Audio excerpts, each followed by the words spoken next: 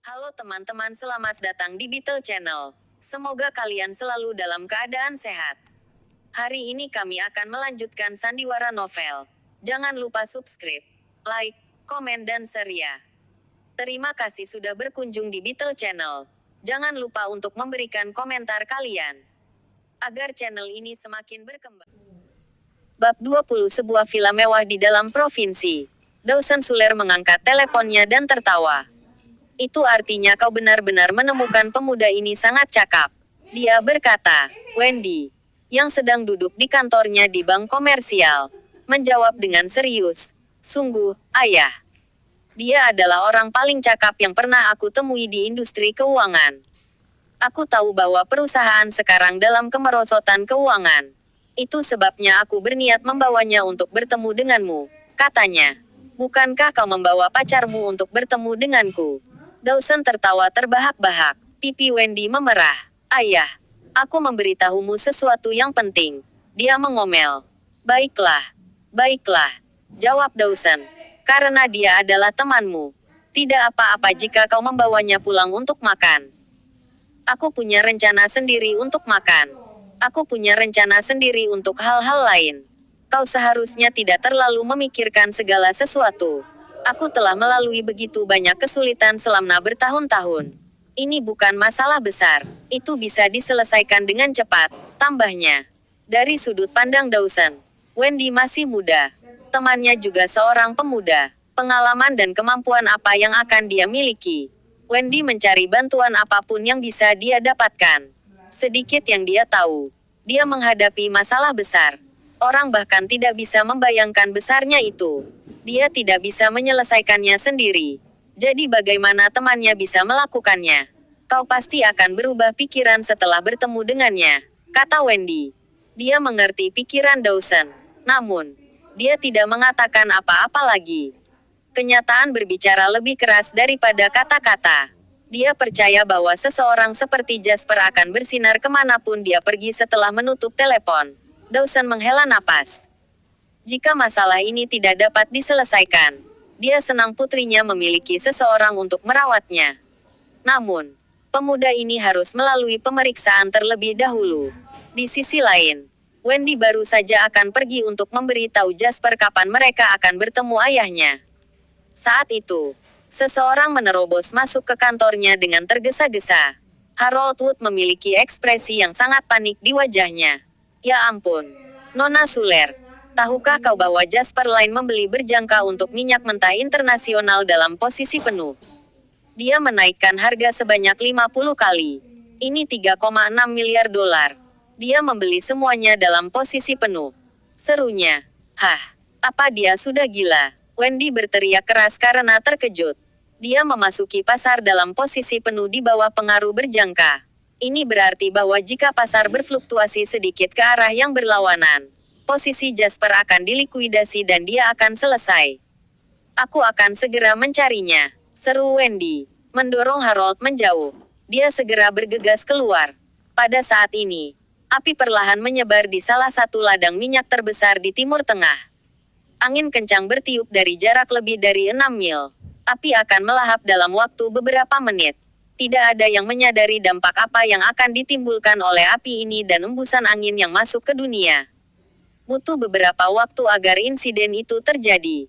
Jasper menunggu dengan sabar berita itu. Alih-alih berita tentang kebakaran yang terjadi, malah Wendy yang datang kepadanya. Wendy, kenapa kau terengah-engah? Jasper bertanya dengan rasa ingin tahu ketika dia melihat Wendy yang memegang gagang pintu sambil terengah-engah. Bagaimana kau masih begitu tenang? Wendy menerima secangkir air yang diberikan Jasper padanya. Dia meneguk banyak air tanpa berpikir dua kali. Apakah kau membeli minyak mentah berjangka internasional dengan posisi penuh? Dia menanyainya. Ya, kau menerima berita cukup cepat, jawab Jasper sambil tersenyum. Dia tidak menyangkalnya. Tentu saja, transaksimu melibatkan sejumlah besar uang. Bank komersial pasti akan mengawasinya. Selain aku, cabang provinsi pasti akan diberitahu tentang hal itu juga. Kenapa kau begitu berani? Terlalu berisiko untuk melakukannya. Bagaimana jika? Wendy mengoceh dengan cemas. Namun, Dia tidak bisa melanjutkan setelah menyebutkan bagaimana. Jika, tentu saja, dia ada di pihak Jasper.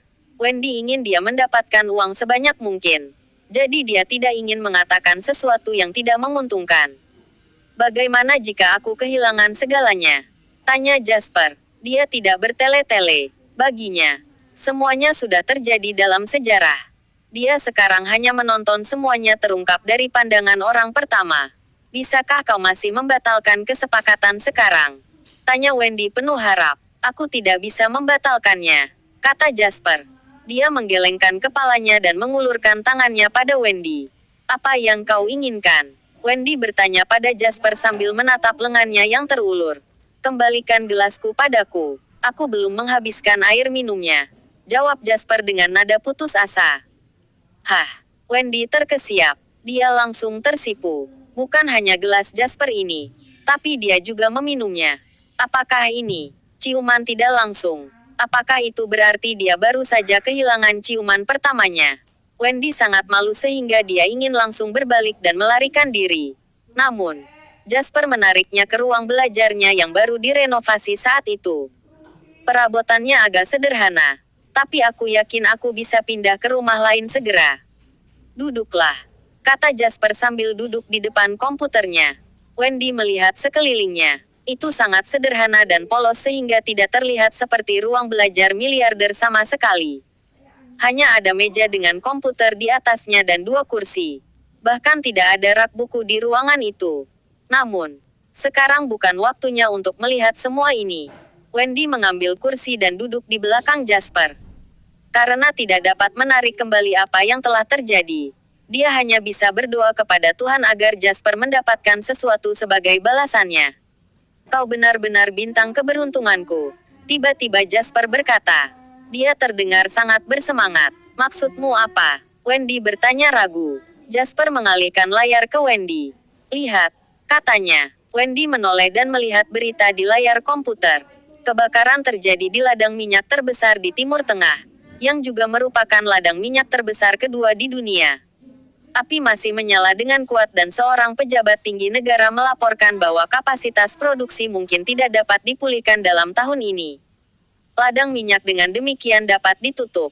Berita singkat itu membuat Wendy pingsan.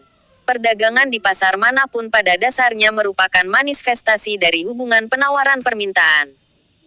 Sekarang ladang minyak terbesar kedua di dunia mungkin ditutup karena kebakaran. Pasti akan ada penurunan tajam dalam kapasitas produksi minyak mentah global. Lalu bagaimana harga minyak mentah yang beredar di pasar? Bahkan seorang anak berusia 3 tahun tahu bahwa harga akan naik dengan cepat. Itu adalah ladang minyak terbesar kedua di dunia. Ini berkontribusi hingga 1/10 dari produksi minyak mentah global. Jika Wendy tidak tahu bahwa itu tidak mungkin, dia akan mengira Jasper lah yang menyalakan api. Jasper tidak punya waktu untuk berbicara dengannya sekarang. Dia segera beralih ke antarmuka yang menunjukkan masa depan. Seperti yang diharapkan, pasar langsung merespons. Masa depan bukanlah saham. Mereka tidak bisa naik atau turun sampai batas tertentu. Sebaliknya, mereka bisa naik atau turun tanpa batas. Harga sudah naik dari 28 menjadi $31 dalam beberapa menit. Melihat tren, ini baru permulaan. Berapa banyak yang kau dapatkan? Wendy bertanya tidak percaya. Coba aku lihat. $43 juta. Bersambung. Nantikan bab selanjutnya. Jangan lupa subscribe, like, komen dan share.